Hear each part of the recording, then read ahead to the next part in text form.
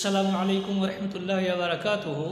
بسم اللہ الرحمن الرحیم، الحمدللہ رب العالمین والصلاة والسلام علی سید الانبیاء والمرسلین وعلی آلہ وصحبہ اجمعین ومن تبعہم بإحسان الی یوم الدین وبعد۔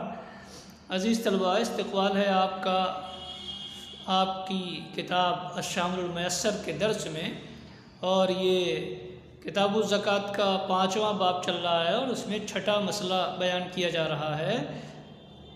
اس سے پہلے ہم نے آپ کو یہ بتا دیا کہ مسئلہ کیا ہے اور اس میں علماء کا اختلاف کیا ہے۔ انہوں نے لکھا ہے سادساً زکوٰۃ عروض التجارہ والمستغلات، سامان تجارت اور نفع رساں یا نفع بخش چیزوں کی زکوٰۃ۔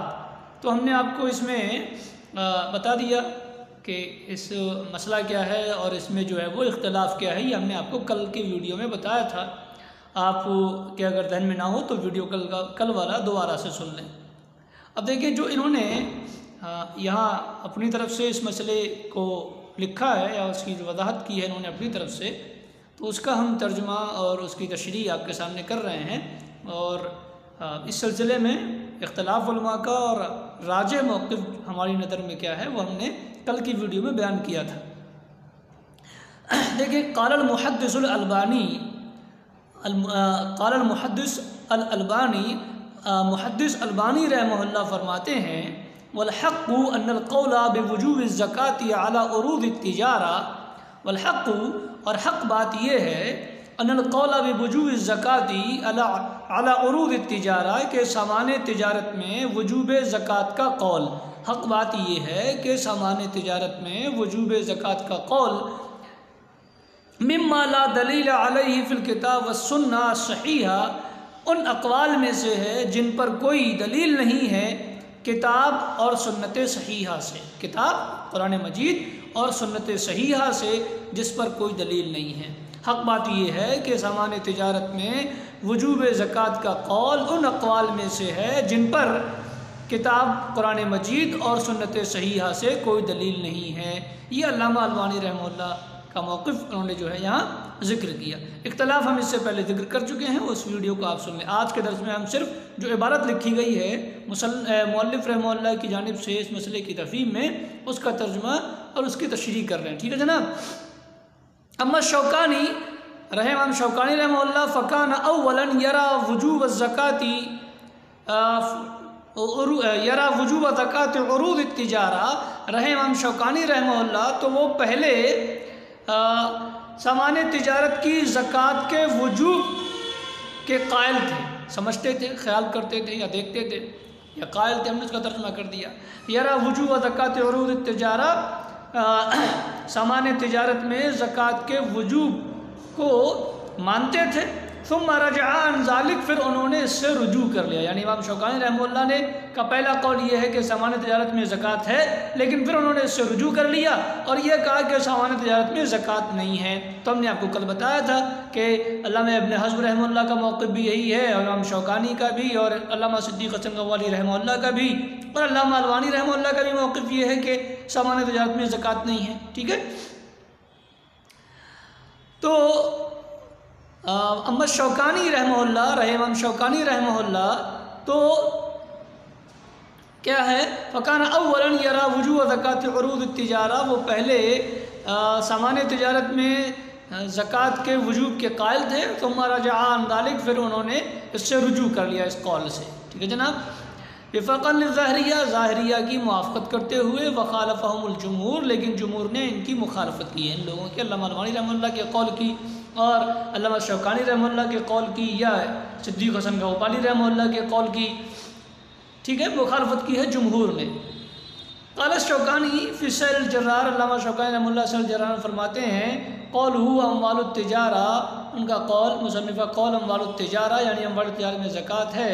اقول، میں کہتا ہوں، اشف ما استدل بہ القائل، واضح ترین دلیل جس سے بہ القائل بوجوب زکوٰۃ، جس سے استدلال کیا ہے، واضح ترین دلیل، اشف ما استدل بہ القائل بوجوب الزکوٰۃ، واضح ترین دلیل جس سے وجوب زکوٰۃ کے قائلین نے استدلال کیا ہے، واضح ترین دلیل جس سے وجوب زکوٰۃ کے قائل نے استدلال کیا ہے، ٹھیک ہے، عروض تجارت میں فیہا، عروض تجارت میں، سامان تجارت میں، واضح ترین دلیل جس سے سامان تجارت میں وجوب زکوٰۃ کے قائل نے استدلال کیا ہے حدیث ابی ذر، حضرت ابو ذر کی حدیث ہے نبی صلی اللہ علیہ وسلم سے، انہ قال کہ آپ نے فرمایا فی الابل صدقتها، اونٹ میں ان کی زکوٰۃ ہے، گائے میں ان کی زکوٰۃ ہے، فی البز صدقتہ، اور کپڑے میں، بز کا ہم نے آپ کو میں نے بتایا تھا کہ سوتی کپڑا یا ہتھیار، ٹھیک ہے، تو کپڑے میں یا ہتھیار میں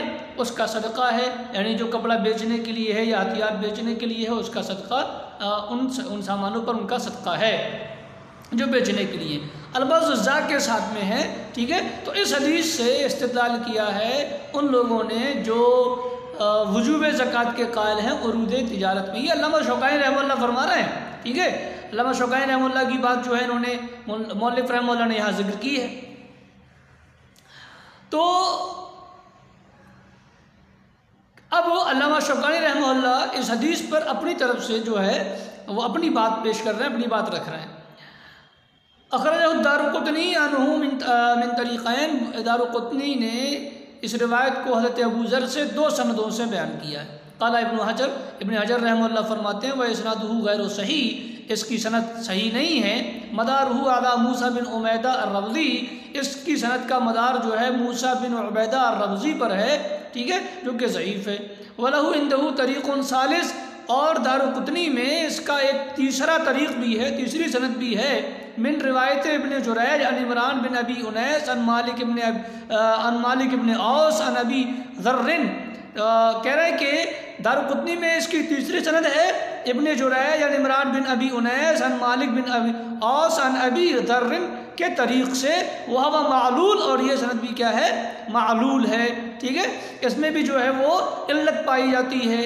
علت کیا ہے بتا رہے ہیں، لأن ابن جریج رواہ عن عمران، ابن جریج نے اس کو عمران سے بیان کیا ہے، کس طرح سے، انہو بلغہ عنہ، کہ یہ بات ان کو، ابن جریج کو عمران سے پہنچی ہے۔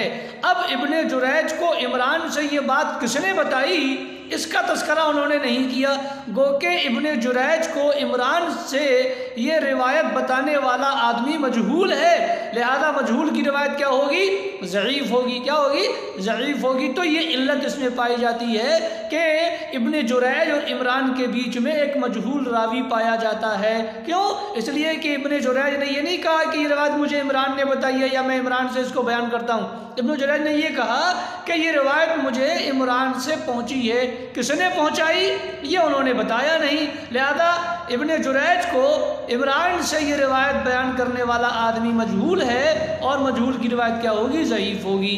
تو یہ علت پائی جاتی ہے، لہذا یہ سند بھی معلول ہے۔ اور اس کے جو دونوں طریق ہیں اس سے پہلے والے، اس میں موسیٰ بن عبیدہ پائے جاتے ہیں جو کہ ضعیف ہیں، تو وہ دونوں سندیں بھی ضعیف ہیں، اور یہ جو تیسری سند ہے یہ بھی ضعیف ہے، ٹھیک ہے۔ وَرَوَاهُ التِّرْمِذِي فِي الْعِلَلِ، اور اس من هذا الوجہ، اور امام ترمذی رحمہ اللہ نے اس کو کتاب العلل میں اسی طرح سے بیان کیا ہے، ٹھیک ہے۔ اور فرماتے ہیں امام ترمذی وقال سألت البخاری عنہ، امام ترمذی رحمہ اللہ اس روایت کو اپنی کتاب العلل میں ذکر کرنے کے بعد فرماتے ہیں کہ میں نے امام بخاری رحمہ اللہ سے سوال کیا اس روایت کے بارے میں، فقالا، تو حضرت بخاری رحمہ اللہ نے فرمایا لم یسمعہ ابن جریج من عمران، یہ روایت ابن جریج نے عمران سے نہیں سنی ہے۔ تو یہ گویا کہ ان روایت میں سے ہو گئی، اس روایت میں سے ہو گئی جو ابن جریج نے عمران سے نہیں سنی بلکہ کسی اور کے حوالے سے سنی ہے جس کا تذکرہ انہوں نے یہاں کیا نہیں، لہذا وہ مجہول ہے۔ وَلَهُ طَرِيقٌ رَابِعٌ، اور یہ جو ہے اس کا چوتھا طریق بھی ہے، چوتھی سند بھی ہے اس کی۔ چوتھی سند کیا ہے، رواہ دارقطنی، اس چوتھی سند کو بھی دارقطنی نے بیان کیا ہے اور حاکم نے بیان کیا ہے اس چوتھی سند کو، من طریق سعید بن سلمہ بن ابی الحسام عن عمران قالا، یعنی اس سند سے بیان کیا، اور حاکم نے بھی اس کو چوتھی سند جو بیان کی ہے سعید بن سلمہ بن ابی الحسام عن عمران کی طریق سے، قالا، اور فرمایا وَهَذَا إِسْنَادٌ لَا بَأْسَ بِهِ، حاکم رحمہ اللہ اس سند کو نقل کرنے کے بعد میں فرماتے ہیں کہ اس سند میں حرج نہیں ہے، یعنی یہ روایت جو ہے وہ ان کی نظر میں درست ہے یہ سند، ٹھیک ہے۔ لیکن اب اس پر مؤلف یہ حضرت امام شافعی وہ حضرت شوکانی فرما رہے ہیں وَلَا يَخْفَىٰ كَأَنَّهَا لَا تَقُومُ الْحُجَّةُ مِثْلَ هَذَا الْحَدِيث، کہ آپ پر یہ بات مخفی نہ ہوگی کہ اس طرح کی حدیث سے حجت قائم نہیں کی جا سکتی۔ وَإِنْ زَعَمَ مَنْ زَعَمَ أَنَّ الْحَاكِمَ صَحَّحَهُ، گرچہ گمان کرنے والا یہ گمان کرے کہ حاکم نے اس کو صحیح قرار دیا ہے، فَلَيْسَ بِذَلِكَ بِمُتَوَجَّهٍ، تو اس پر توجہ نہیں دی جائے گی حاکم کے اس کے صحیح کہنے پر۔ کیوں نہیں توجہ دی جائے گی؟ اس لیے کہ حاکم کا اس کو صحیح کہنا درست نہیں ہے، اس لیے حاکم کا یہ دعویٰ جو ہے وہ مسموع نہیں ہوگا۔ درست کیوں نہیں ہے اس کو بتا رہے ہیں۔ أَلَأَنَّ مَحَلُّ الْحُجَّةِ هُوَ قَوْلُهُ، اس لیے کہ جو محل حجہ ہے وہ کیا ہے؟ آپ کا قول ہوا وفی البذ صدقتہ، یہ جو ہے محل استدلال ہے، یہی جو ہے محل استدلال ہے اس مسئلے میں، ٹھیک ہے۔ اور جو صحیح روایت ہے اس میں جو ہے جس کو حاکم نے صحیح قرار دے رہا ہے، جو اس کا حاکم صحیح قرار دے رہے ہیں، اس میں جو ہے فی البذ کی جگہ فی البری کے الفاظ ہیں۔ کس کے الفاظ ہیں؟ فی البر، یعنی گیہوں پر اس کا صدقہ ہے۔ تو ظاہر ہے کہ استدلال ہے البذ لفظ سے، لیکن البذ لفظ تو ہے نہیں، لفظ ہے البر صحیح روایت میں، گیہوں پر صدقہ ہے، تو ظاہر ہے گیہوں پر صدقے کا کوئی انکار نہیں کر رہا۔ بات تو کس کی ہو رہی ہے؟ بات ہو رہی ہے تجارتی سامان کے میں زکوٰۃ کی، تو تجارتی سامان میں زکوٰۃ کا استدلال تبھی درست ہوتا جب البذ کا لفظ ہوتا، اور اس روایت میں البذ کا لفظ ہے نہیں، البر کا لفظ ہے، ٹھیک ہے۔ لہذا استدلال اس روایت سے کرنا درست نہ ہوگا، گرچہ حاکم نے اس کو صحیح قرار دیا ہے۔ مسئلہ ما بہ النداء میں، یعنی جو مسئلہ چل رہا ہے اس میں اس روایت سے استدلال نہیں کر سکتے، گرچہ حاکم نے اس کی صنعت کو صحیح قرار دیا ہے، اس لیے کہ استدلال جس لفظ سے ہے وہ ہے وفی البذ صدقتہ، لیکن حاکم کی روایت میں البذ کے الفاظ نہیں البر کے الفاظ ہیں، لہذا جو ہے استدلال اس سے نہیں کیا جا سکتا، کیونکہ استدلال البذ سے اور یہ الفاظ ہے نہیں، ٹھیک ہے۔ وقد حکا ابن، اور جس روایت میں یہ الفاظ ہیں وہ ضعیف ہے۔ وقد حکا ابن حجر عن ابن دقیق العید، اور ابن حجر نے ابن دقیق العید سے یہ بیان کیا ہے انہ قال، کہ انہوں نے فرمایا الذی رأیتہ فی نسخۃ من المستدرک فی ھذا الحدیث، کہ اس حدیث میں مستدرک کے نسخے میں جو لفظ میں نے دیکھے ہیں وہ ہے البر، یعنی ابن دقیق العید فرماتے ہیں کہ ہم نے مستدرک کے نسخے میں یہاں پر البذ کی جگہ البر کے الفاظ دیکھے ہیں، لہذا یہ جو ہے اس سے استدلال کرنا مسئلہ ما بہ النداء میں درست نہیں ہے۔ یہ جو ہے علامہ شوکانی رحمہ اللہ فرماتے ہیں، یعنی با کے ساتھ اور را کے ساتھ، البذ نہیں بلکہ البر ہے۔ قال ابن حجر والدارقطنی، قال ابن حجر والدارقطنی، ابن حجر والدارقطنی رحمہ اللہ فرماتے ہیں رواہ بالزا لیکن طریقہ ضعیف ہے، یعنی اس کو جو ہے وہ زا سے بھی البذ کے الفاظ سے بھی روایت کیا گیا ہے، لیکن اس کی سند جو ہے وہ ضعیف ہے۔ تو جو سند حاکم جس کو لا باس بھی قرار دے رہے ہیں اس سے استدلال اس لیے درست نہیں ہے کہ اس میں الفاظ البذ کے بجائے البر ہیں، اور استدلال ہے البذ کے الفاظ سے، ٹھیک ہے۔ اس لیے کہ سامان تجارت جو ہے وہ کیا کہتے ہیں سوتی کپڑا یہ ہتھیار ہوتا ہے، گیہوں تو ایک فصل ہے، اس پر زکوٰۃ بنتی ہے، اس کا انکار نہیں کر رہا کوئی، ٹھیک ہے۔ تو لہذا حاکم کی اس روایت سے بھی جو ہے وہ مسئلہ ما بہ النداء میں استدلال درست نہیں ہے۔ اب جن روایتوں میں جو ہے البذ کے الفاظ ہیں وہ ضعیف ہیں۔ وقد روى البيهقي في سننه، اور بیہقی نے، حضرت بیہقی نے اپنی سنن میں حضرت ابو ذر کی اس حدیث کو بیان کیا ہے، وفی المقال متقدم، اور اس میں جو ہے وہ سابقہ کلام ہے جو اس سے پہلے گزرا۔ وأخرجه من حدیث سمرہ بن جندب، اور انہوں نے اسی مفہوم کی روایت حضرت سمرہ بن جندب سے بھی نقل کی ہے بلفظ ان الفاظ میں، اما بعد فإن رسول اللہ کان یأمرنا بأن نخرج الصدقہ، اما بعد پس رسول اللہ صلی اللہ علیہ وسلم ہمیں حکم دیتے تھے کہ ہم صدقہ نکالیں، زکوٰۃ نکالیں، من التی یعد للبیع، ان چیزوں میں سے جو تجارت کے لیے تیار کی جاتی ہیں، جو تجارت کے لیے رکھی جاتی ہیں، ٹھیک ہے۔ تو یہ روایت بھی جو ہے دارقطنی نے بیان کی ہے اس مسئلے میں۔